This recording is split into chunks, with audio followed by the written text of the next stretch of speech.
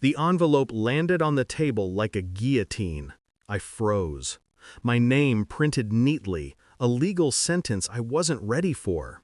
He watched me, smug, waiting for the storm he expected. Tears, pleading, maybe a trembling voice begging him to stay. He never got a single one. I signed, quietly, precisely. Then I left. The drive home was endless. The city blurred around me. Every traffic light felt like a spotlight on my silence. Hours later, a knock. His closest friend, the one he trusted to orchestrate this little test. I let him in. And then, I saw it. Every message, every joke about testing her love, every sly suggestion he'd whispered into my husband's ear, their game was laid bare.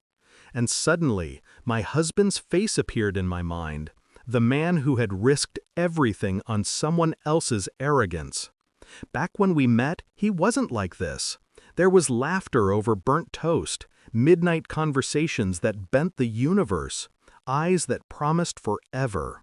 I trusted him with my small heart, my fragile hopes.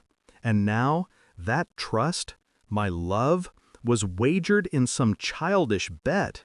I noticed the signs first, like whispers. Slight irritations, excuses that didn't add up, laughter that stopped when I entered a room. Subtle, almost invisible. But when I found the messages, the cruel orchestration, it wasn't subtle anymore.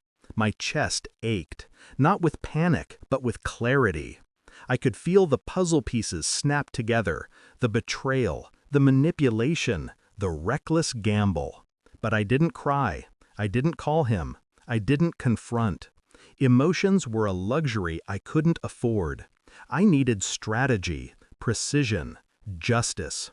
I spent that night planning quietly, observing, cataloging, calculating. Their arrogance would be their undoing.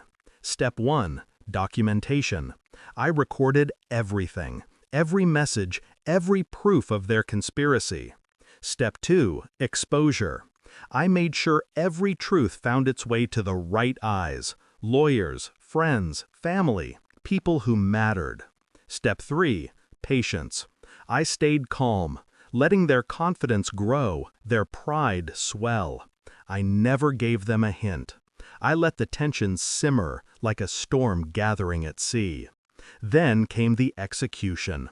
I moved with calculated care. Every financial move, every social cue, every subtle word in conversation was a part of my plan. I didn't need theatrics. I didn't need confrontation. I needed the truth to land like a hammer, unflinching and unavoidable. And when the day arrived, I was ready. He walked into the room expecting weakness. I watched his eyes scan mine, searching for tears, for panic, for fear. He found none, only calm, controlled, waiting. Then his friends' messages appeared on the screen, one by one. No commentary, just truth. He froze. His lips parted, words trapped somewhere between arrogance and panic. The realization hit him before he could speak. He'd risked us, our marriage, on someone else's foolish idea. And now, he was alone in that gamble. I let silence do its work. I didn't raise my voice. I didn't need to. Every hesitation, every falter in his expression was punishment enough. I had risen above their petty game, above their manipulation. I had chosen action over emotion, calculation over chaos. And finally, the reckoning. He found out who truly mattered, who held the real power, the real control. Not in shouting, not in demands, but in quiet, meticulous intelligence. He had fallen for his own hubris, and I had merely guided him to see it.